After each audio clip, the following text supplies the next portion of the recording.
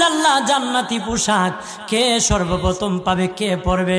নবী বলেন, আয়েশা রে, জান্নাতি পোশাক সর্বপ্রথম আমি রাসূলুল্লাহ পাবো, কিন্তু আমি নবী সর্বপ্রথম পরব না। সর্বপ্রথম ইব্রাহিম খলিলুল্লাহকে জান্নাতি পোশাক পরানো হবে। কেন জানুনি?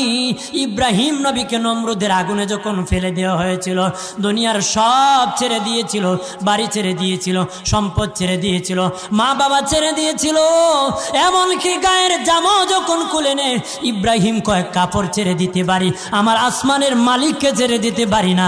ওই দিন আল্লাহ ইব্রাহিমের সাথে অঙ্গীকার করেছিল, ইব্রাহিম আজকে তোমাকে সকলের সামনে উলঙ্গ করে লজ্জায় ফেলে দিয়েছি ইব্রাহিম, তারপরে তুমি আমাকে ছাড়ো নাই।